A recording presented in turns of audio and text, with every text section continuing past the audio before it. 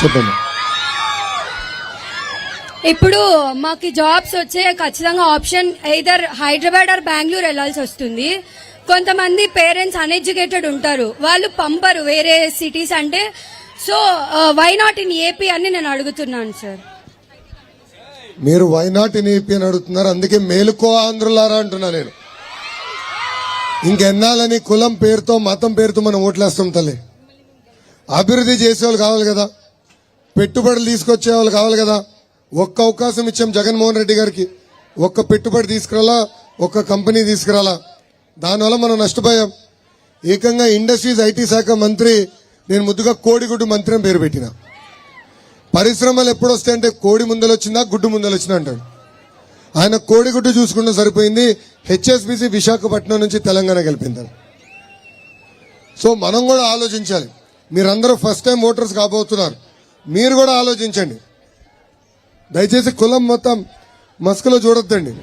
ఎవరైతే రాష్ట్రాన్ని అభివృద్ధి చేయగలుగుతారు, ఎవరైతే రాష్ట్రానికి ఉద్యోగాలు ఉపాధి కల్పించగలుగుతారో, ఏ ముఖ్యమంత్రి అయితే మీ భవిష్యత్తు గురించి ఆలోచిస్తారో ఆ వ్యక్తిని గెలిపించాలి. అది నేను మిమ్మల్ని కోరుతాను. ఇయ్యమ్మా నన్ను ఇవ్వండి. Sir, good evening, sir. Very good evening, Chelli. I am studying in first year BTech in Ashoka Women's College. చెప్పమ్మా. సార్ మాది ఆదోని దగ్గర కౌతాలం సార్. ఆదోనిలో అప్పుడు సిబిఎన్ సార్ ఉన్నప్పుడు రైతు వాళ్ళకి పేద వాళ్ళకి 5 రూపీస్ భోజనం పెట్టారు క్యాంటీన్ ఉన్నప్పుడు. కానీ ఇప్పుడు జగన్ సార్ వచ్చినప్పటి నుంచి ఆ క్యాంటీన్ తీసేసి ఆఫీస్ లా చేంజ్ చేశారు. మళ్ళీ సిబిఎన్ సార్ వస్తే మన రైతు వాళ్ళకి పేద వాళ్ళకి క్యాంటీన్ కట్టిస్తారా లేకపోతే ఆఫీస్ అలాగే ఉంచుతారా? మూసేసిన అన్న క్యాంటీన్లు తిరిగి ప్రారంభించే బాధ్యత తెలుగుదేశం జనసేన ప్రభుత్వం తీసుకుంటుంది. ఏమా 3 పూటలు నిరుపేద కుటుంబాలకి భోజనం పెట్టాలి కదా తల్లి. పొట్టగొట్టేస్తే ఎట్లా ముఖ్యమంత్రి గారు? చాలా అన్యాయం. అందుకే అన్న క్యాంటీన్ తిరిగి మేము ప్రారంభిస్తాం. అది మేనిఫెస్టోలో కూడా పెట్టాం. Thank you. మైక్ ఎక్కడ తిరిగి రాట్లా. చెల్లి చెప్పమ్మా.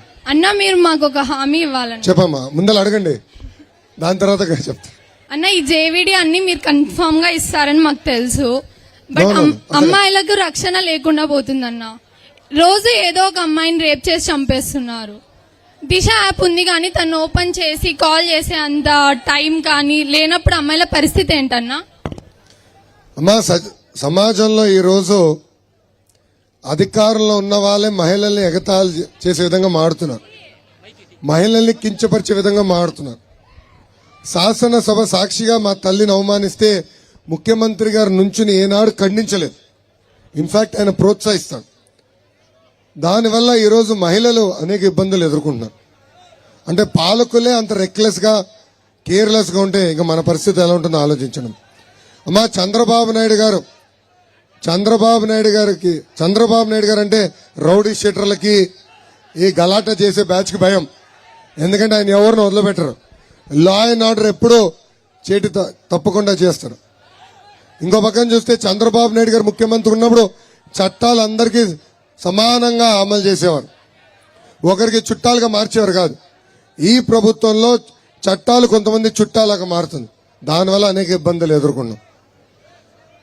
ఒకటి, చట్టాలని బలోపేతం చేయాలి, అమలు చేయాలి. దాంతోపాటు తల్లి కేజీ నుంచి పీజీ వరకు మొత్తం కరికులం రీవ్యాంప్ చేయాలమ్మా.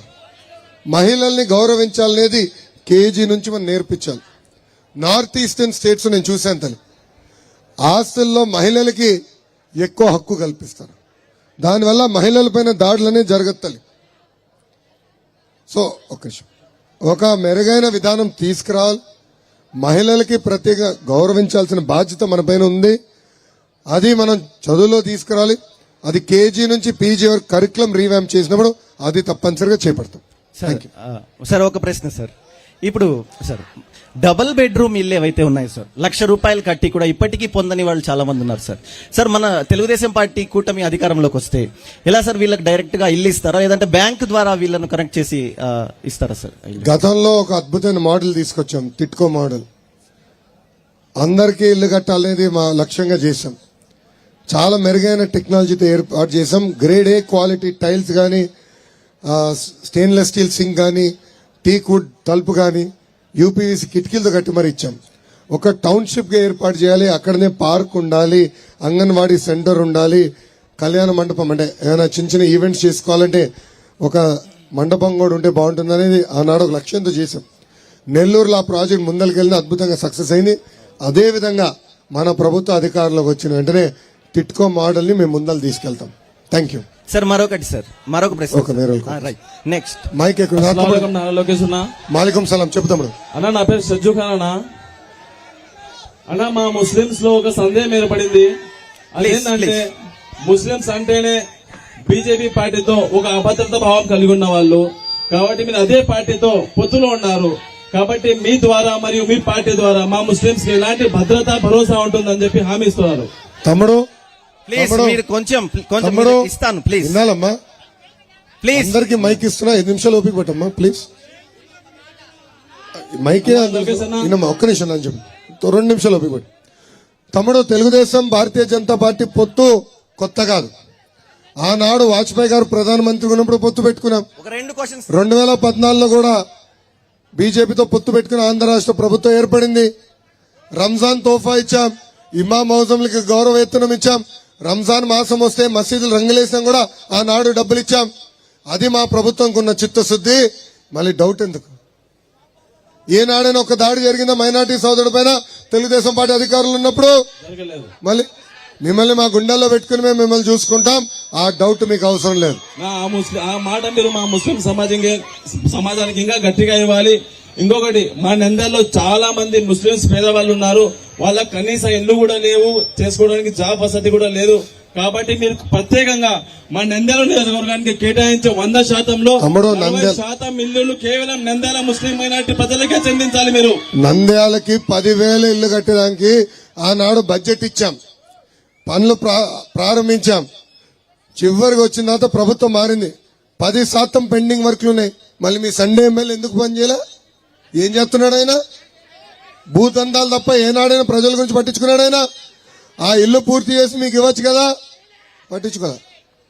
అందుకే మనం కూడా ఎలాంటి పాలకులు గెలిపిస్తాం అనేది బాధ్యత మన పైన ఉంది. మెరుగైన వాళ్ళకి అవకాశం కల్పించాలి. ఇలాంటి సండే ఎమ్మెల్యే వాళ్ళని గెలిపిస్తే చివరికి మన నియోజకవర్గం ఎలాంటి అభివృద్ధి సంక్షేమ కార్యక్రమం జరుగుతాం. ప్లీజ్ మైక్ అలా లాక్కోవద్దు. 1 by 1 వస్తారు.